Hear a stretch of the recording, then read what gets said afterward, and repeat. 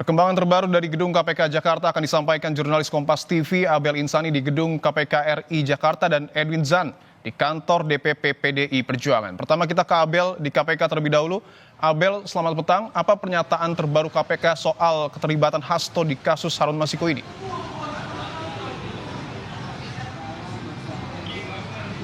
Ya, selamat sore Dipo dan juga saudara. Memang untuk saat ini dari KPK belum ada statement resmi perihal Hasto Kristianto ini sebagai tersangka atas kasus dugaan suap yang dilakukan oleh Harun Masiku. Tetapi memang ada dugaan kebocoran SPDP begitu ya, di mana SPDP ini merupakan surat pemberitahuan dimulainya penyidikan, di mana SPDP ini ditujukan ke Sekjen PDIP Hasto Kristianto, dan memang hingga saat ini belum ada terkait dengan statement dari KPK, apakah memang Hasto Kristianto atau terkait dengan SPDP yang bocor ini, bagaimana ini belum ada statement resmi dari KPK, karena memang hingga saat ini kami juga menunggu yang nantinya akan ada konversi dari KPK yang dimulai pada pukul 17 atau pukul 5 sore waktu Indonesia Barat.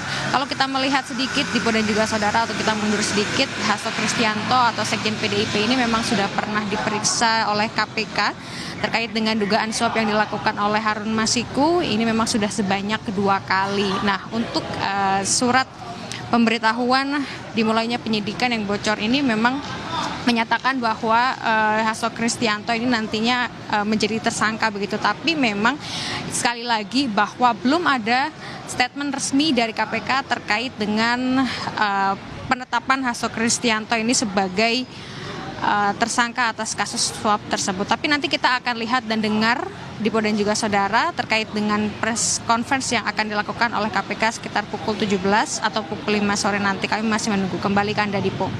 Abel, sejauh ini bagaimana terkait dengan perkembangan penyidikan Harun Masiku?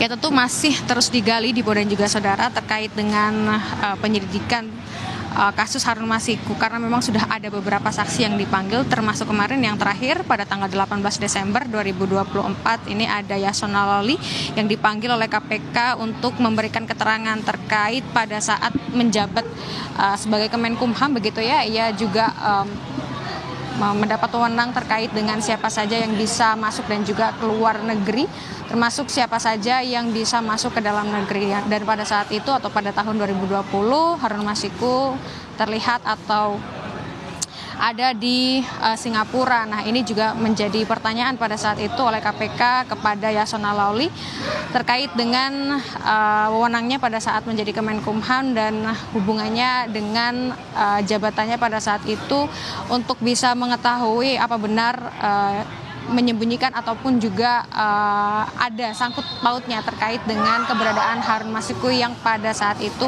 juga atau pada saat itu hingga saat ini masih menjadi buronan KPK. Jadi memang untuk kasus Harun Masiku ini terus digali oleh KPK, apalagi sejak ada sayembara yang dilakukan dari Marwar Sirait terkait dengan siapa yang bisa menangkap Harun Masiku akan diberikan uang sebesar 8 miliar rupiah. Nah, ini KPK mulai lagi melakukan penyidikan dan juga menggali kasus menyangkut Harun Masiku, termasuk sampai saat ini yang kita semua tahu bahwa ada kebocoran SPDP atau terkait dengan surat pemberitahuan dimulainya penyidikan yang tertuju ke Hasto Kristianto atau ke Sekjen PDIP. Kembali ke Anda. Baik, berikutnya kita temui Edwin Zan, jurnalis Kompas TV di kantor DPP PDIP Jakarta. Edwin, selamat petang. Apa sudah ada tanggapan PDI Perjuangan soal rencana segera penyataan KPK terkait kasus Harun Masiku ini, Edwin?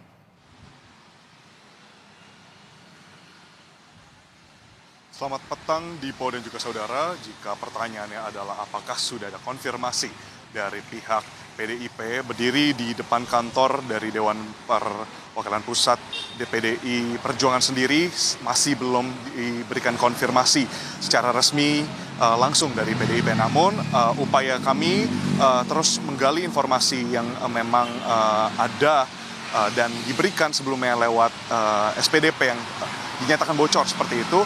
Memang kita melihat dari jawaban juru bicara PDI Perjuangan, yakni di sini Aryo Seno Bagoskoro yang menyatakan bahwa belum ada informasi resmi yang diterima oleh pihak PDI Perjuangan. Nah, di sisi lain, di saat yang bersamaan di sini dari Seno sendiri juga meminta untuk kinerja dari lembaga anti rasuah KPK dapat bekerja secara profesional.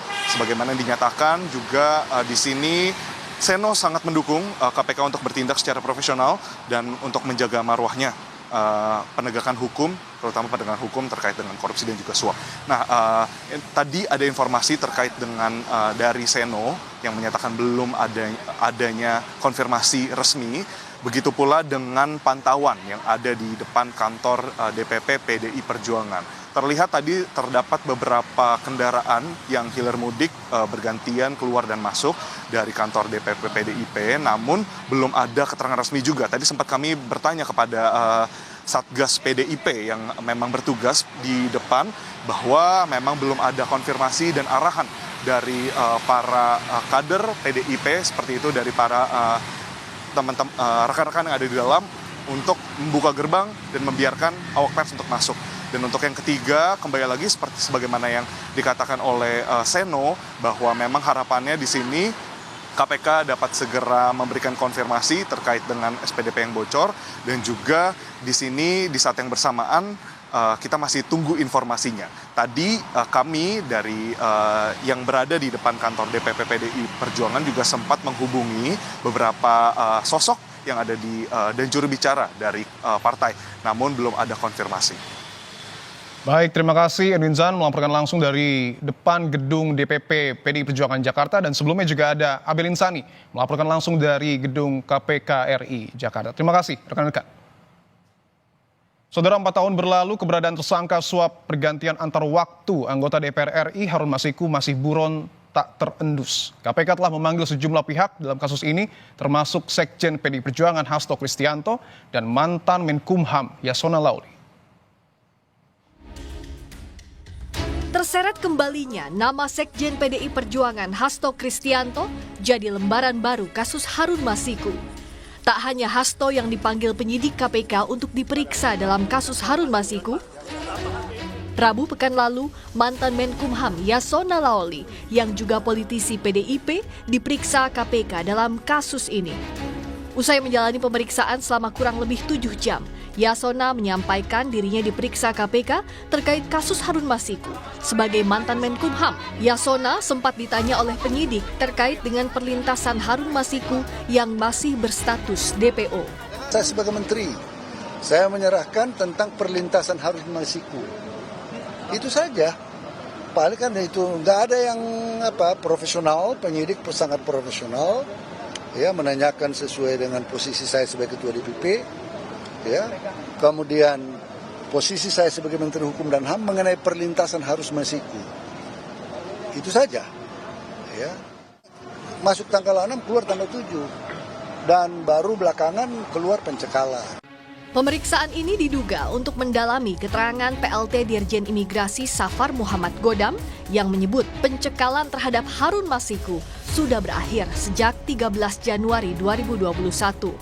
Ini artinya Harun Masiku tidak dicegah untuk bepergian ke luar negeri sampai ada permintaan baru dari pihak KPK. 11 Januari, 13 Januari 2021. Kita melakukan pemantauan, tetap melakukan pemantauan dan koordinasi apabila ada informasi tersebut. Namun kewenangan tersebut adalah kewenangan daripada instansi pemohon yang menangani kasus tersebut. Terakhir komunikasi berdasarkan surat dari kita mempertanyakan kembali status daripada pencegahan Harun Masiku dengan surat pada tanggal 11 Desember 2024. Makanya tidak dicegah. Berarti orang ini tidak dicegah untuk bepergian ke luar negeri. Sementara itu, juru bicara KPK Tessa Mahardika dalam keterangan resminya kepada Kompas TV 19 Desember lalu menyebut tidak diperpanjang dan tidak berbatas waktu. DPO itu di dalam negeri, red notice untuk penegak hukum internasional atau Interpol. Tinggal diamankan dan diserahkan kepada aparat penegak hukum bila ditemukan. Sebelumnya KPK juga sudah memeriksa Sekjen PDIP Hasto Kristianto dalam kasus ini pada 10 Juni 2024 lalu. Tim Liputan Kompas TV. Saudara, berikut kami hadirkan jejak kasus Harun Masiku. Pada 8 Januari 2020, kasus ini berawal dari operasi tangkap tangan mantan Komisioner KPU Wahyu Setiawan.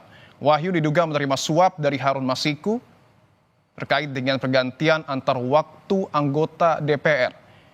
Pada 6 Januari 2020, Harun terbang ke Singapura dan 1 hari setelahnya, atau pada tanggal 7 Januari 2020, Harun kembali ke Indonesia dan menghilang.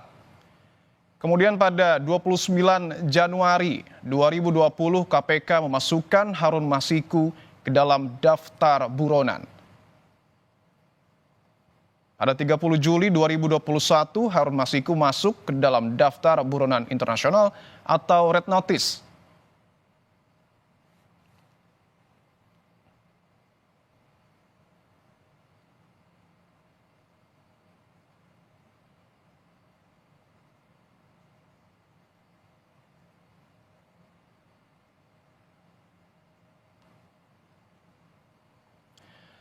Kemudian pada 10 Juni 2024, Hasto dipanggil KPK sebagai saksi kasus suap Harun Masiku.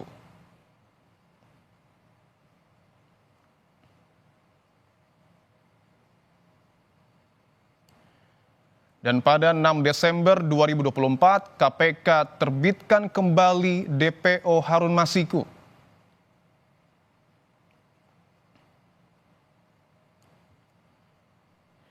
Lalu saudara, pada tanggal 18 Desember 2024, KPK periksa Yasona Lauli sebagai saksi kasus Harun Masiku.